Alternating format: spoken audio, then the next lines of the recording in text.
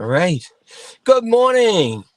Good afternoon. Good evening, depending on where and when you're listening to this. This is Coffee with Kevin. Matter of fact, today, this is Coffee in the Car with Kevin.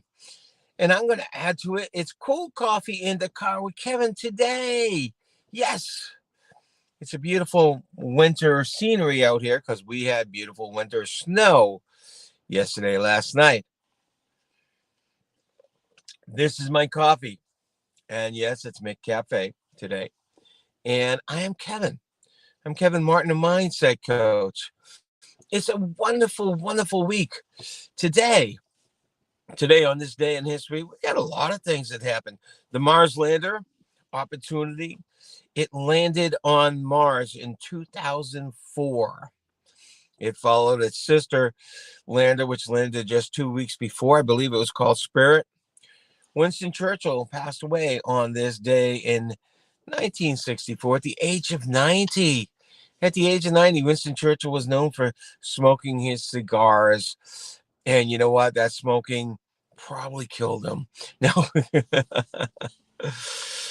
what else? First Boy Scout troop ever was formed in 1908. 1908. Holy moly, over 100 years ago. And in 1948, I love this. In 1948, the first gold nuggets of the California gold rush were found on this day. And guess what? It was found by a carpenter who was building a sawmill. You can actually have things drop into your lap like gold nuggets. Isn't that amazing? Isn't that amazing? Now, here's the biggest news. Here's the biggest news. The Macintosh was introduced on this day in 1984, and it changed our lives forever.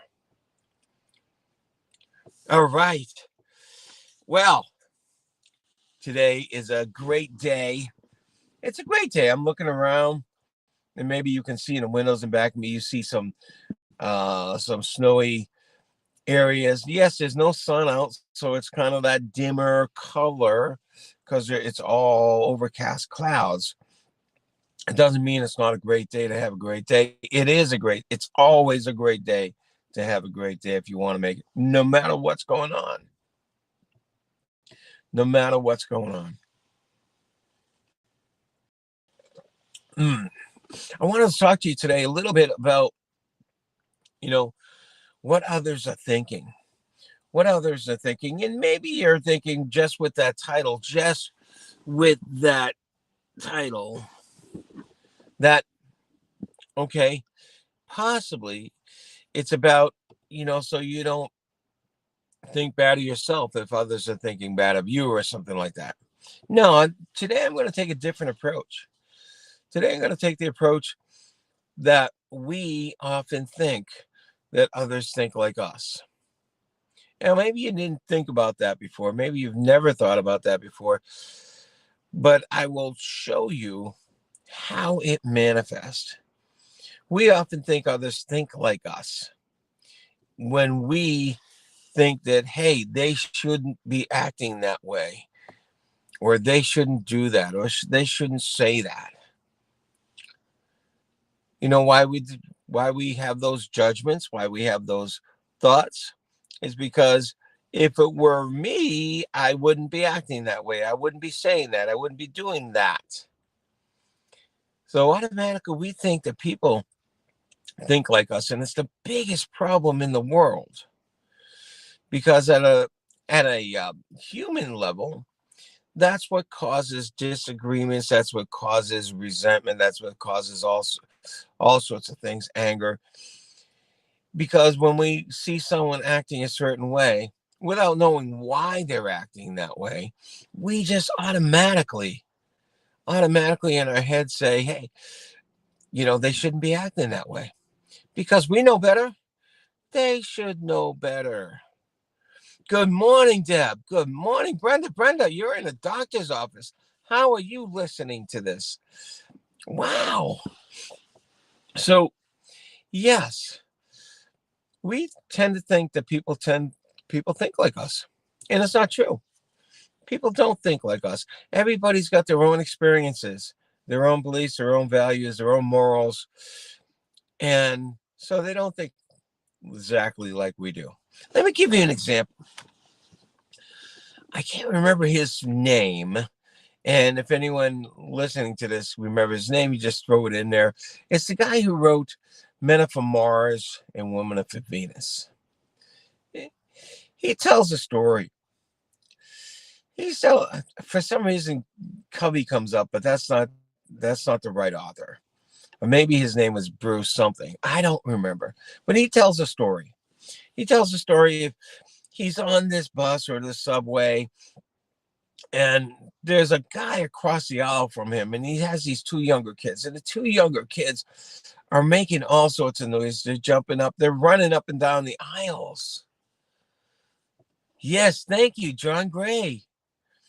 John Gray's the one who tells the story. They're running up and down the aisles, and he's sitting there and he's looking over at the guy and he's thinking, "Wow, this guy's so inconsiderate. This guy is letting his kids disturb everyone else. What a jerk! How inconsiderate." And then as it continues on for another minute or two, he's thinking, "This guy is not a good father. He's not setting the boundaries. He hasn't said a word to his kids. He's just keeping to himself." So a few more minutes go by, and the guy looks up and he looks over to John. He says, "It's difficult. It's really hard. I don't know what I'm going to do. We just left the hospital where their mother passed away. They don't quite understand what's going on. And I just not sure what we're going to do and how I'm going to actually tell them." In that instant, John's judgment went away like that. He had this thought about this man, and it all went away. My point is, we don't know what people are going through in any moment. We don't know what they're thinking. We don't know what has happened. And even more so, we don't know anything about their culture. This wasn't the case in this one, but oftentimes people will act differently because that's how they were brought up. It's a different culture. We don't know anything about that either. In NLP, we say that everybody has a different map of the world. And when I say map of the world, it's how we perceive the world, it's how we go through the world. And it has to do with the fact that, different things have happened to different people. And people have had different experiences. People have different beliefs. People have different values. So it has to do with that. And by the way, it's called the map of the world because it's the way we see the world. And so it's in the moment John was seeing the world in that way. The world should act the way John thinks it should act because everybody else thinks that way. All right, that's how John's map of the world was. And up until he was told by the other person about what happened, his map of the world was people are inconsiderate when they let their children go and bother everyone else. So, yes, next time you go to judge somebody, think of John. Think of the guy on the subway. Think of the fact that maybe there's something going on with those people. Maybe there has something that just has happened to them. Stop and pause and think about why you're judging someone like that. I got to a point when doing a certain exercise, and it was just so cool to see. My exercise was clearing judgment on people. Actually, it was something a little different, but that was the end effect. clearing judgment on people. It was actually working on myself, by the way. Because when you want to change the world, you got to start here. You got to start with yourself. And that's what I was doing. And at a certain point of time, I start to look at people and I see them in a completely different light.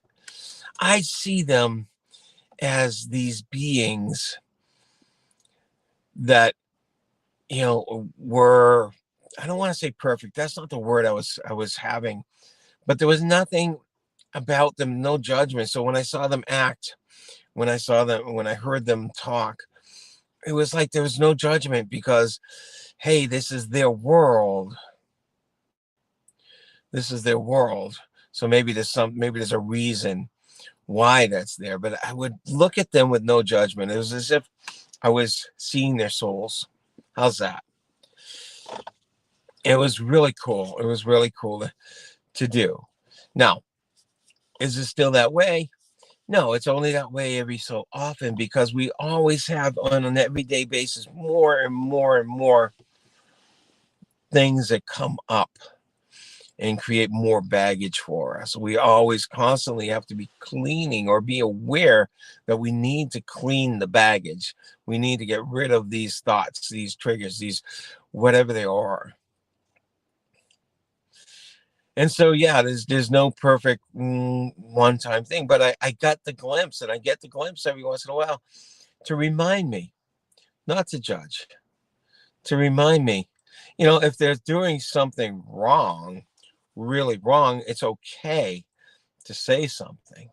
It's okay to do something, but I keep the judgment out of there. I keep the judgment out saying that they're a bad person. Maybe they're doing what they're doing because of something else. And that's what comes up. And by the way, this is my theory on the world. This is why we have such discourse in the world, because we think everybody else thinks like us. So if that's true, we think everybody should act like we do, and they don't.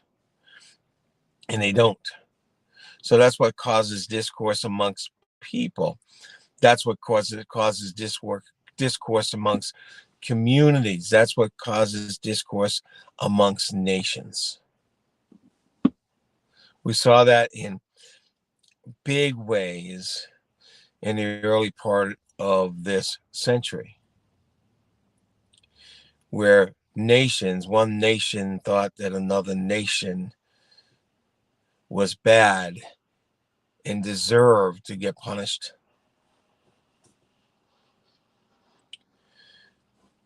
Think of the fact that you have your own way of looking at the world, but others also do. When you keep that awareness in your head, when you listen for that, when you know that, things will get better. This has been Coffee with Kevin. It's also an exciting week for me as well. I'm a mindset coach.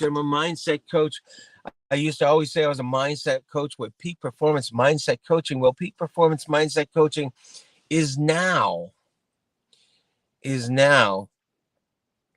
Center for Next Level Performance, CNLP. And you can reach us, you can find out about us at www.cnlpcoaching.com. This has been Coffee with Kevin, and today it's been Coffee in the Car with Kevin, and it's been so cool to be with you.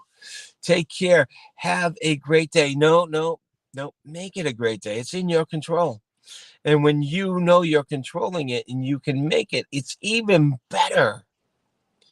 Make it a great day. Make it a great week. Till next time.